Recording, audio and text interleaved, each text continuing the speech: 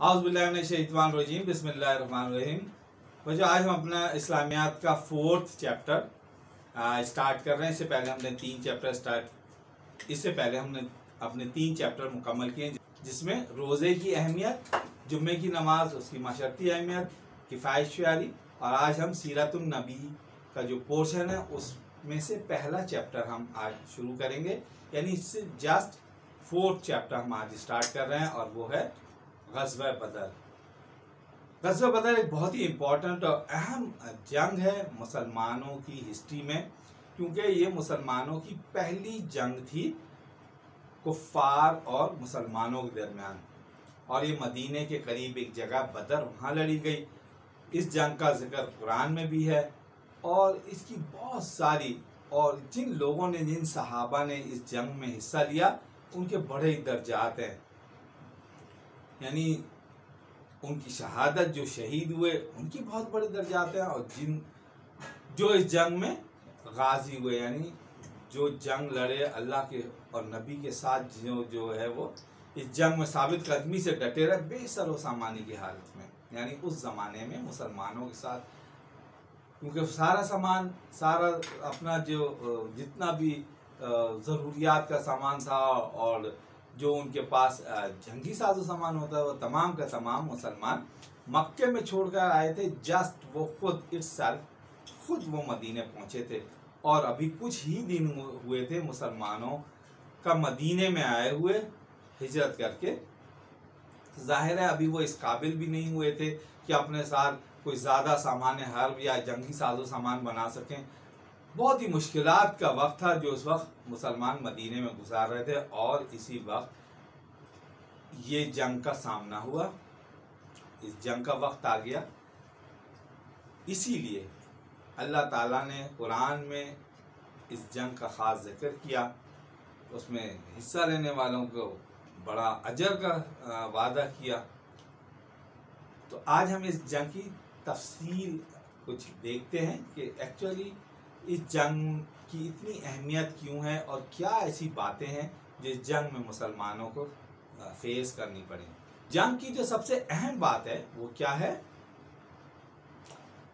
मुसलमानों की जंग की सबसे अहम बातें क्या है? ग़ज़वा बदर की अहम बात है। तारीख 13 मार्च सन 624 हिजरी, या अगर हम इस्लामी तारीख देखें जाए तो 17 रमज़ान मुबारक और सन 2 हिजरी, यानी हिजरत को सिर्फ 2 साल ही गुजरे थे। इसके अलावा मकाम बदर जो मदीने से कुछ दूर के फासले पर था, और मदीने से इसका फासला क्या था? तकरीबन 80 मील। उस ज़माने में बहुत ज़्यादा था, बट ये मदीने से कुछ फासले पर था। नतीजा इस जंग का क्या निकला? मुसलमानों की फतह की सूरत में इस जंग का नतीजा निकला। अब इसमें हम तकाबली जायज़ा लेते हैं कि इस्लामी फ़ौज में मुसलमानों की क्या तादाद थी, क्या हरबी सूरत थी, और कुफ़ार की क्या हरबी सूरत थी। इस्लामी फ़ौज की क़यादत हुज़ूर अकरम हज़रत मोहम्मद सल्लल्लाहु अलैहि वसल्लम कर रहे थे, जबकि काफिरों का सिपहसालार कौन था? अबू जहल, जो कि हुज़ूर सल्लल्लाहु अलैहि वसल्लम के ख़ानदान में से था। मुसलमानों की कुल तादाद की थी 313 सहाबी, और जबकि कुफार की तादाद 900 फौजी के करीब थी, यानी काफ़ी ज़्यादा थी मुसलमानों से। मुसलमानों के पास सिर्फ 2 घोड़े थे, जबकि कुफार के पास 100 घोड़े। कहाँ 100 घोड़े और कहाँ 2 घोड़े? आप इससे अंदाज़ा लगाएं कि जंग की क्या सूरत हाल होगी। मुसलमानों के पास 70 ऊँट, जबकि काफिरों के पास 170 ऊँट। और इस जंग में मुसलमानों के 14 सहाबा शहीद हुए, यानी मुसलमानों की तरफ से 14 सहाबा की शहादत हुई, और कुफ़ार के 70 सहाबा को कैदी बनाया गया, और तकरीबन 70 कुफ़ार जो है वो कत्ल किए गए।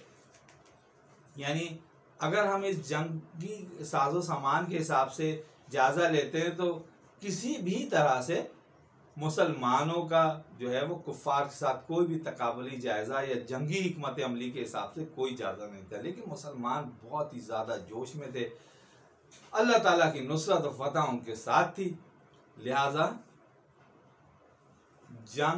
लिहाजा फतह जो है वो मुसलमानों का मुकद्दर बनी। हुआ कुछ यूं कि उस ज़माने में कुफ़ार का एक बहुत बड़ा जो सरदार अबू सुफियान था, वो एक बहुत बड़ा तिजारती काफ़िला लेके शाम से मक्का की तरफ जा रहा था और बीच में मदीना आता है, फिर मदीना से गुजर कर जो है वो मक्का की तरफ जाना होता है। एग्जैक्ट मदीना में से तो नहीं गुजरते, लेकिन मक्का से काफ़ी दूर से वो गुजरता है, लेकिन एग्जैक्ट बीच में मक्का आता है। एग्जैक्ट वो मदीने में से होकर तो नहीं गुजरते, बट वो मदीने से कुछ फासले से वो काफिले गुजरा करते थे, जैसे बदर का मकाम बदर था। इधर मुसलमानों को ये खबर मिली कि अबू सुफियान एक बहुत बड़ा तिजारती काफिला जो है वो मक्का की तरफ लेकर आ रहा है, बहुत सारा उसमें साजो सामान है, बहुत ज़्यादा रकम है। तो मुसलमानों की तरफ से ये इत्तला दी गई कि ये जो रकम ये लेके जा रहा है तिजारत की सूरत में, ये इससे जंगी साजो सामान खरीदा जाएगा और फिर मुसलमानों पे हमला किया जाएगा मदीने में। तो मुसलमानों ने सोचा कि इससे पहले कि ये वहाँ मक्का पहुँचे अबू सुफियान और फिर जंग की सूरत में मदीने पे हमला आवर हो, क्यों ना हम इसको यहीं बीच में ही जो है वो इंटरसेप्ट करते हैं और इससे साजो सामान लूट लेते हैं, ले लेते हैं और इसे कत्ल भी कर दिया जाए। लेकिन इसी जो मुसलमानों की जो ये बात थी, इसकी इत्तला अबू सुफियान को भी पहुंच गई। अबू सुफियान ने मक्के में अपने जो सरदार थे उन लोगों को ये इत्तला दी कि मैं बहुत बड़ा काफिला लेके आ रहा हूँ, बहुत साजो सामान है, बहुत इसमें दौलत है और मुझे डर है कि मदीने से मुझे लूट लिया जाएगा जब मैं मदीने के करीब पहुँचूँगा। ये सुनना था कि जो कुरैश थे वहाँ एक बड़े उन्होंने सरदार यानी अबू जहल ने एक बड़ा फौजी लश्कर तैयार किया, जिसका हमने तकाबुली जायजा ऊपर लिया। तकरीबन 1000 अफराद थे, 100 घोड़े थे, 170 ऊँट, इसी तरह तलवार और नेज़ों की भी तादाद मुसलमानों से ज़्यादा थी। वो बदर के करीब पहुँचे, मुसलमान बदर के मकाम पे इंतज़ार करने लगे। लेकिन जब मुसलमान बदर के करीब पहुँचे तो अबू सुफियान अपना पूरा काफिला बहरे अस्वद के करीब से होता हुआ एक बहुत बड़ा यानी यूँ समझ लें राउंड लेकर वो मक्का की तरफ पहुँच गया।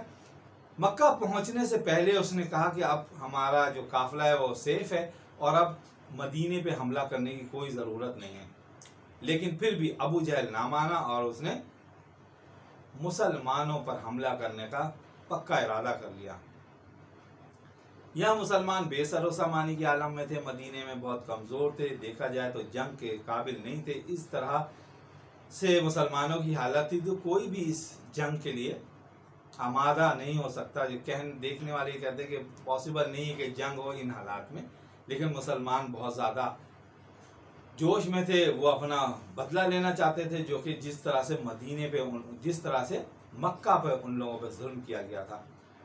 तो मुसलमानों ने सोचा ये बहुत अच्छा मौका है और हमारे साथ मदीने के जो अंसार हैं वो भी हैं और सबसे बढ़कर अल्लाह के नबी इस जंग में हमारे साथ होंगे। तो ये कुछ ऐसी चीज़ें थी जिससे मुसलमान जंग के लिए आमादा हुए, बहुत ही जोश में थे और अल्लाह ताला ने मुसलमानों को कहा कि इस जंग से वो मुसलमानों और काफिरों को अलग कर देंगे। यानी वो मुसलमानों के अंदर भी कुछ ऐसे लोग थे जो कि देखने में तो साथ साथ होते थे, लेकिन इस जंग से वो भी जो है वो अलहदा हो जाएंगे, क्योंकि नजर ये आ रहा था कि मुसलमान किसी तरह से भी जंग नहीं जीत सकेंगे, जो कि फौजी तादाद थी उस हिसाब से। लिहाजा कुछ ऐसे जिनको हम कहते हैं, लिहाजा ऐसे लोग जो देखने में तो मुसलमानों के साथ थे, इस वक्त वो पीछे हटना शुरू हुआ। मुसलमानों को भी उन्होंने वरगलाना शुरू किया कि तुम बेवकूफ़ पागल हो, इतनी बड़ी फौज से जाकर तुम लड़ रहे हो और मौत यकीनी है। इस तरह से वो मुसलमानों को भी वरगलाना शुरू कर दिया। तो अल्लाह ताला ने कहा कि आज का दिन यानी जंगे बदर का दिन जो ऐसे लोगों को मुसलमानों से अलग कर दिया जाएगा।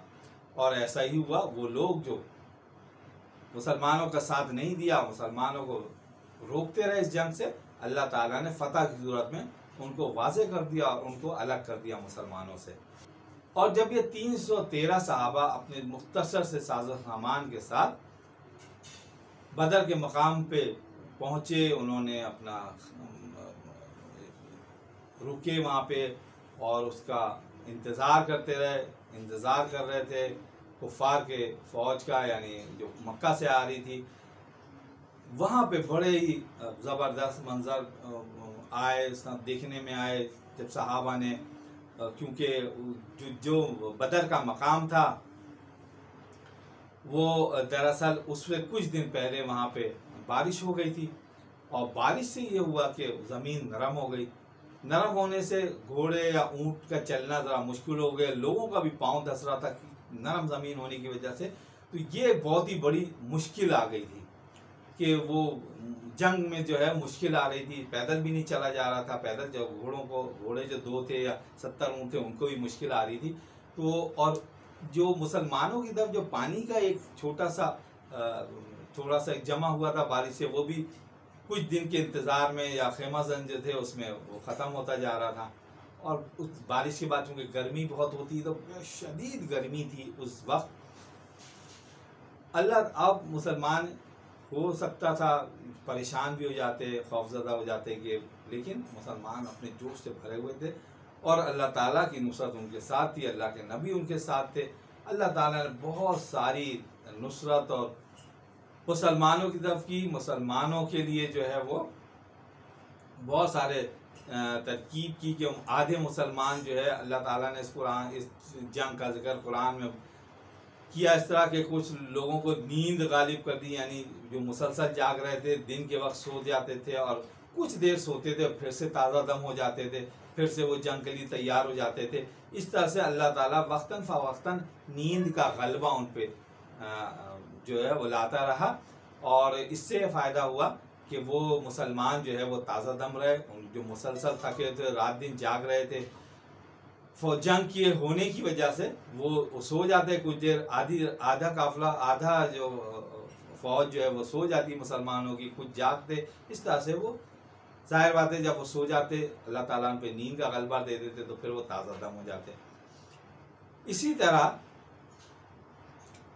ऐन जंग के वक्त हज़रत मोहम्मद सल्लल्लाहु अलैहि वसल्लम ने जो है वो वहाँ से मिट्टी उठाई और उस पर जो है सूरह यासीन पढ़ के फूका, और ऐसा जो कुफ़ार के काफ़िले की तरफ किया कि उनको कुछ नज़र नहीं आ रहा था कि उन पे जो है ना कौन हमला कर रहा है, कौन लड़ रहा है, क्या हो रहा है। वो उनकी आंखों के सामने बिल्कुल क्लियर कोई चीज़ पिक्चर नहीं आ रही थी। ये बात थी। और फिर अल्लाह ताला ने बोला हम यहाँ जो इस जंग में शामिल होगा उनको ये खुशखबरी सुना दें कि इस जंग में अल्लाह ताला फरिश्तों के साथ उनकी मदद करेंगे। लिहाजा अल्लाह ताला ने फरिश्तों की फ़ौज उतारी उन कुफ़ार से लड़ने के लिए, और कुफ़ार का बहुत बुरा नुकसान हुआ। जो मैंने शुरू तकाबली जायजे में कहा, 70 काफिर मारे गए और 70 काफिर जो है वो गिरफ्तार किए गए। बहुत बड़ा नुकसान था, जबकि मुसलमानों की तादाद उसके मुकाबले में बहुत ही कम रही, नुकसान भी कम हुआ। तो अल्लाह ताला ने फरिश्तों के ज़रिए इस जंग में जो है वो मदद की। इसका एक और वाक़या इस जंग का ये था कि एक जो शैतान था वो एक वहाँ के बड़े एक शख्स के रूप में आया और वहाँ लोगों को, कुफ़ार को मुसलमानों की जंग के ख़िलाफ़ उकसाता रहा और बहुत ही जोश और जज्बा उसमें कुफ़ार में पैदा कर दिया और मैदान जंग तक मुसलमानों को लेकर आ गया और मैदान जंग में कुफ़ार को मुसलमानों के ख़िलाफ़ लेके आ गया। लेकिन ऐन जंग के वक्त वो मैदान छोड़कर भागने लगा तो कुफ़ार ने कहा कि तुम कहाँ जा रहे हो, तुम तो हमें लेकर आए थे यहाँ जंग के लिए। तो उसने कहा कि मेरा काम तो यहाँ तक लेके आना था, बाकी मैं अल्लाह से नहीं लड़ सकता, क्योंकि वो शैतान था। वो देख रहा था कि अल्लाह ताला मुसलमानों की मदद कैसे कर रहा है ना। वो जब उसने फरिश्तों को उतरते हुए देखा तो सिर्फ वही देख सकता था, लिहाजा वो वहाँ से भाग खड़ा हुआ, क्योंकि उसने कहा कि मैं लोगों से तो लड़ सकता हूँ लेकिन मैं अल्लाह से नहीं लड़ सकता। लिहाजा वो वहाँ से फरार हो गया। और फिर उसके बाद हमने नतीजा देखा कि जब अल्लाह ताला ने फरिश्तों की फ़ौज उतारी तो फिर कुफ़ार का क्या हाल हुआ। एक तो उनको कुछ नज़र नहीं आ रहा था, उनको भी वही मुश्किलात थी, गर्मी थी, ये थी, लेकिन वो वहाँ से जो है वो बिल्कुल भी जंग करने के काबिल नहीं रहे और बहुत बड़ा नुकसान उठाना पड़ा उन कफ़ार को। इंशाल्लाह हम अपने नेक्स्ट लेक्चर में इस जंग के मंजर और आगे जो है वो हम मज़ीद इस जंग के हालात पे डिस्कस करेंगे। Thank you.